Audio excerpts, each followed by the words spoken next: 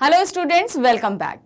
यहाँ पर हम आपके पास जो लेकर आए हैं ये है हमारे कबीरदास की साखियाँ जो हमने प्रीवियस वीडियो में पढ़े थे, इसके प्रश्न उत्तर। साखियों में हमें कहीं ना कहीं बहुत तरह की सीख दी गई।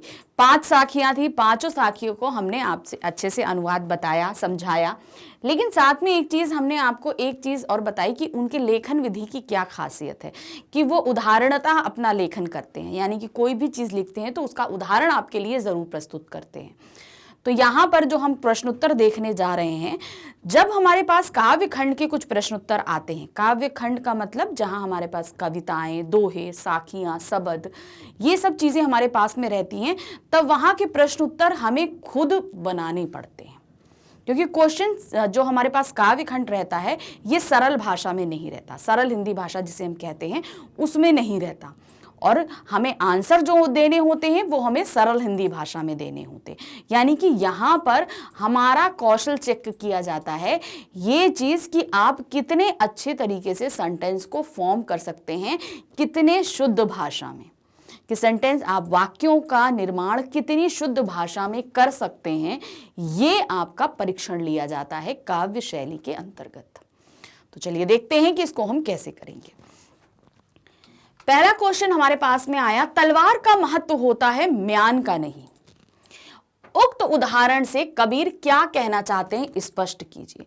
तो जो पहला वाला था ना कि साधु को जो है उसकी जाति से कभी मत पूछिए, यानी कि उसका जाति धर्म क्या है हमें ये नहीं जानना चाहिए, हमें उसके गुणों पर ध्यान देना चाहिए।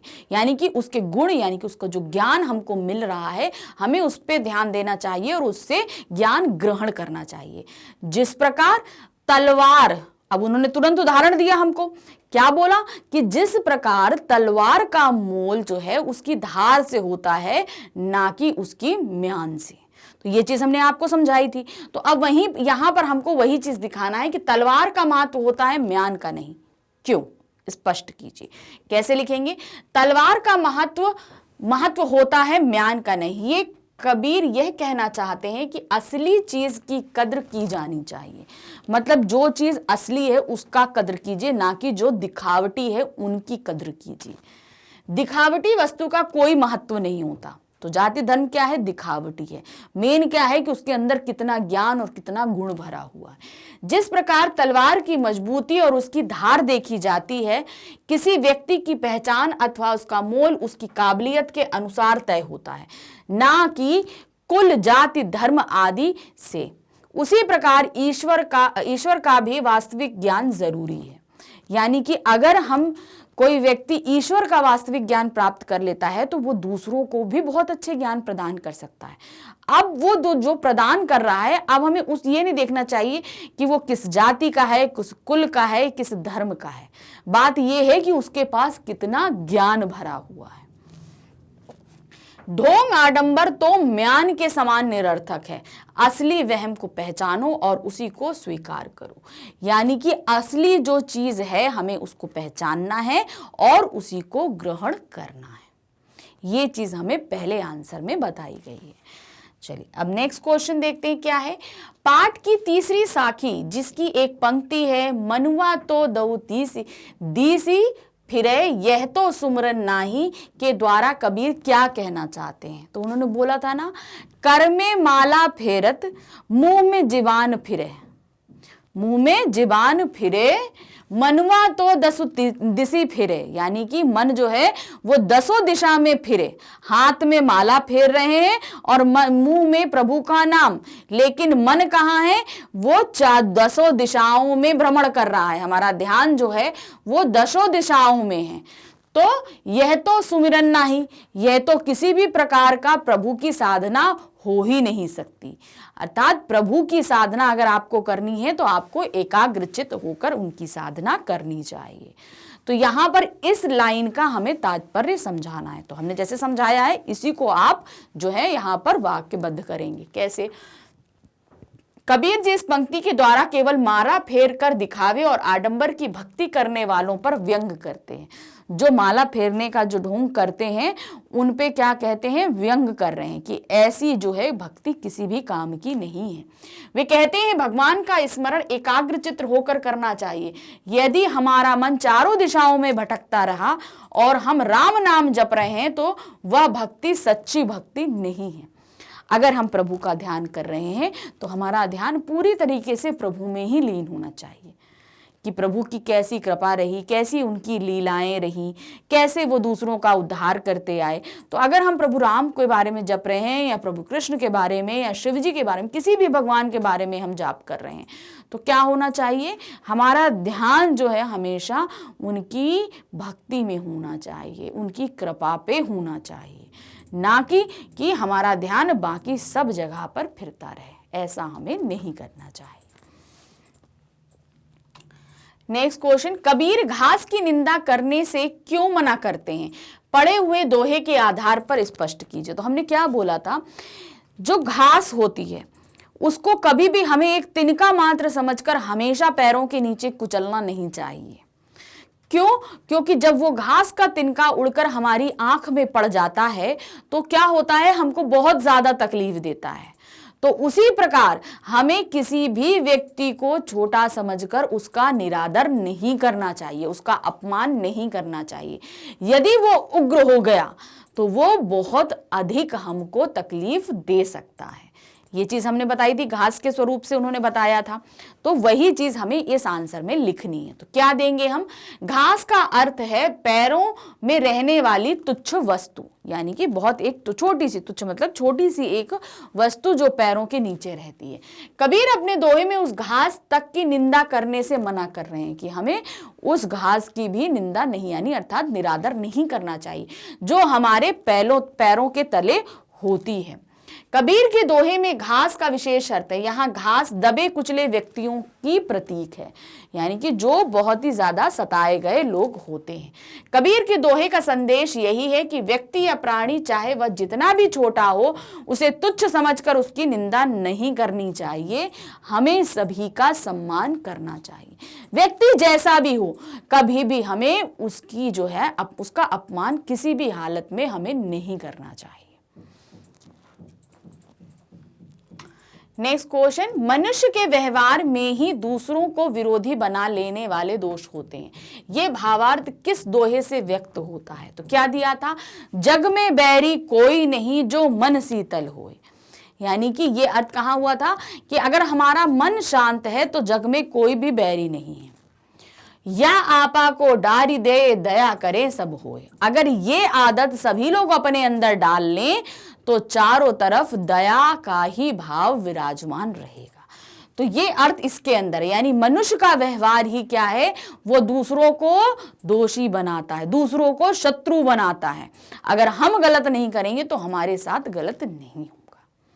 तो ये अर्थ इस दोहे के अंदर व्यक्त होता है। नेक्स्ट, या आपा को डारी दे दया करें सब कोय, ऐसी बानी बोलिए मन का आपा खोए।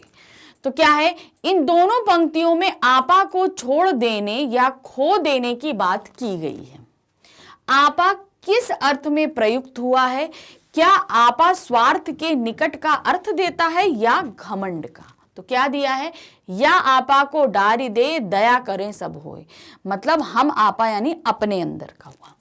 ऐसी बानी बोलिए मन का आपा खोए, तो यहां पर क्या था कि यहां पर हमें ऐसी भाषा बोलनी चाहिए कि दूसरों के मन जो है वो बहुत ज्यादा प्रसन्न हो। तो चलिए देखते हैं यहां पर इसको कैसे लिखेंगे। या आपा को आपा खोए, ये पूरा उन्होंने दिया। इन दोनों पंक्तियों में आपा को छोड़ देने की बात की गई है, आपा यानी अपने आप को। यहां आपा अहंकार के अर्थ में प्रयुक्त हुआ है, यहां आपा घमंड का द्योतक है, जो मनुष्य में धन बल या अन्य कारणों से उत्पन्न होता है।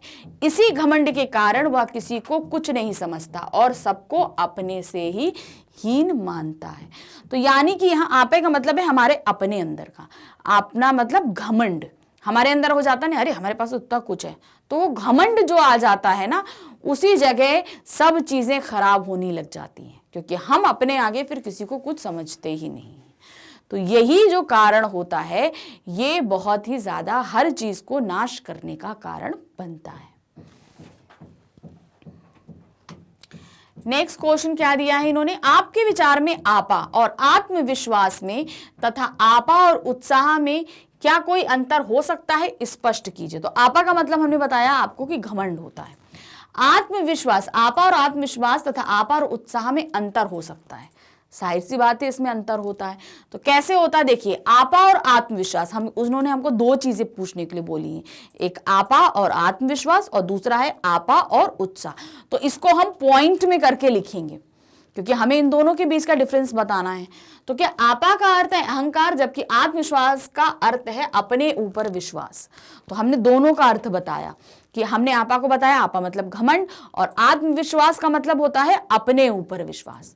उसी तरीके के दूसरा क्या है, अहंकार, जबकि उत्साह का अर्थ है किसी काम को करने का कोई जोश। तो अंतर यहां पर स्पष्ट हो जाता है, जब हम अर्थ बताते हैं तो उसी जगह वो अंतर स्पष्ट हो जाता है। नेक्स्ट क्वेश्चन क्या है, सभी मनुष्य एक ही प्रकार से देखते सुनते हैं पर एक समान विचार नहीं रखते, सभी अपनी अपनी मनोवृत्तियों के अनुसार कार्य करते हैं। पाठ में आई कबीर की किस साखी में उपयुक्त पंक्तियों के भाव मिलते हैं, एक समान होने के लिए आवश्यक क्या है, लिखिए। तो यहां पर क्या है, सब एक जैसे हैं, सभी एक ही जैसे हाथ पैर नाक कान सबको प्रभु ने एक जैसे दिए, लेकिन हमारे मन के विचार एक जैसे नहीं रहते, हम हर व्यक्ति को अलग अलग निगाह से देखते हैं। तो ये चीज कहां पे स्पष्ट हुई थी, तो वो जो घास वाला हमने पढ़ा था ना, ये वहां स्पष्ट होता है, क्योंकि वहां पर हम अपने से छोटे कई व्यक्तियों का छोटा समझ के निरादर कर देते हैं। तो ये उसमें यानी कि सबकी एक जैसी शक्ति है, लेकिन हम यहाँ पर जब निरादर कर देते हैं तो ऊंच नीच की भावना आ जाती है। तो कैसे दिया है, कबीर दास की निम्नलिखित साखी हमें समानता का संदेश देती है। कैसे, कबीर घास ना नींदिए जो पाऊं तली होए, उड़ी पड़े जब आंख में खरी दुलहरी होई। तो यहां पर क्या दिया है, इस दोहे में कहा गया है कि मनुष्य को राह में पड़े तिनके का भी अपमान नहीं करना चाहिए, चाहे उसका अस्तित्व तुच्छ ही है। उसी तरह समाज में हर प्रकार का भेदभाव समाप्त होना चाहिए, चाहे वो जातीय आधार पर हो या आर्थिक आधार पर। तो समानता का मतलब क्या है, अब हमारे यहाँ समानता दो तरीके से ही होती है, जाति के आधार पर और आर्थिक आधार पर, जबकि प्रेजेंट समय में आर्थिक आधार पर बहुत ज्यादा हो चुकी है ये चीज। आर्थिक मतलब फाइनेंशियली, पैसे के आधार पर हमारे स्टेटस हमारा डिसाइड हो जाता है पैसे के आधार पर, जो जितना कमाता है वो उतना हाई स्टेटस का हो जाता है। तो यहाँ पर कबीरदास जी कहते हैं कि चाहे आर्थिक तौर पर हो चाहे जातीय तौर पर, हमें कभी भी जो है वो भेदभाव नहीं करना चाहिए, सभी को समान दृष्टि के साथ में रखना चाहिए। अब हम आ गए हमारे लास्ट क्वेश्चन पे। लास्ट क्वेश्चन क्या पूछ रहा है, कबीर के दोहों को साखी क्यों कहा जाता है, हम उनके दोहों को साखी क्यों कहते हैं। ये सबसे बड़ा क्वेश्चन है कि साखियां, जैसे कि कुछ कवि जो लिखते हैं उनकी पर्टिकुलर लेखन को ही हम वही चीज कहते हैं, यानी कि कबीर जी ही साखियों के लिए जाने जाते हैं। जैसे कि जो लेखिका ललद हैं उनकी लेखन शैली को हम वाक कहते हैं। तो बहुत से ऐसे हैं जो हम आगे धीरे धीरे आपको पढ़ाएंगे और समझाएंगे भी कि इनकी सबकी लेखन शैलियां अलग अलग होती हैं, और ये सिर्फ पर्टिकुलर इन्हीं कवियों और लेखकों के ऊपर होती है। तो क्या दिया है, कबीर के दोहों को साखी इसलिए कहा जाता है क्योंकि साखी शब्द का अर्थ है साक्षी, यानी साक्षी यानी किसी चीज का सबूत होना। शब्द तद्भव रूप में है जिसका अर्थ है आंखों देखा। होता है ना, आप बोलते हैं कि कोई विटनेस, आजकल हो ना कोई किसी चीज का होता है ना अदालत में, विटनेस प्रस्तुत करिए। तो विटनेस कौन होता है, जो कि आंखों देखी का सबूत है, यानी जिसने देखा है ये उस चीज की गवाही दे रहा है कि हाँ हमने देखा है। तो यहाँ साक्षी का मतलब यानी कि साखी का मतलब है साक्षी, जिसने आंखों देखी, उसके सामने आंखों देखी हर एक चीज घटित हुई है। तो इसलिए इनकी लेखन शैली को साक्षी जो है साखी बोलते हैं। क्यों, इसमें श्रोता को गवाह बनाकर साक्षात ज्ञान दिया जाता है, यानी कि आप जैसे हम बोल रहे हैं आप श्रोता हैं, अब यहाँ पे कबीर दास जी बोल रहे हैं और हम सब श्रोता हैं। यानी सुनने वाले होते हैं श्रोता, और बोलने वाला कौन होता है? वक्ता। तो जो बोल रहे हैं वो कबीरदास जी हैं और हम सब श्रोता हैं। तो हम सब कौन है? गवाह हैं। हम क्या है? गवाह, यानी कि साक्षी हैं हम सब। उनकी कही गई बात यानी उनके ज्ञान के हम सब साक्षी हैं। कबीर समाज में फैली कुरीतियों, जाति भावनाओं और बाह्य आडंबरों को अपने साक्षी ज्ञान द्वारा समाप्त करना चाहते थे। इसके अतिरिक्त कबीर का हर दोहा कुछ ना कुछ सीख अवश्य देता है, इसलिए भी उन्हें साखी कहा गया है, अर्थात सीख देने वाला। तो यहां पर दो अर्थ निकले। पहला, साखी का मतलब सीख देने वाला। दूसरा, साखी का मतलब क्या? साक्षी, यानी कि गवाह। तो यहाँ पर कबीर दास जी जब हमको ज्ञान दे रहे हैं तो हमें उस ज्ञान का साक्षी बना रहे हैं, और साथ में वो हमें हर दोहे के साथ कुछ सीख देते हैं। इसलिए उनकी जो लेखन शैली यानी साखी है, उसको भी हम क्या बोलते हैं? सीख बोलते हैं। तो ये दो नाम हमारे निकले साखियों के अर्थ। तो आई होप आप समझ गए होंगे कि साखी क्या होता है या क्यों कहा जाता है। तो इस तरीके से ये चैप्टर हमने आपको खत्म कराया। ये इसके पूरे भावार्थ समझाए हमने, और साथ ही इसके क्वेश्चन आंसर्स भी आपको क्लियर करे। आपको बहुत अच्छे से समझ में आया होगा और आपने एग्जाम्स में बहुत अच्छा कर पाएंगे। Thank you, bye bye.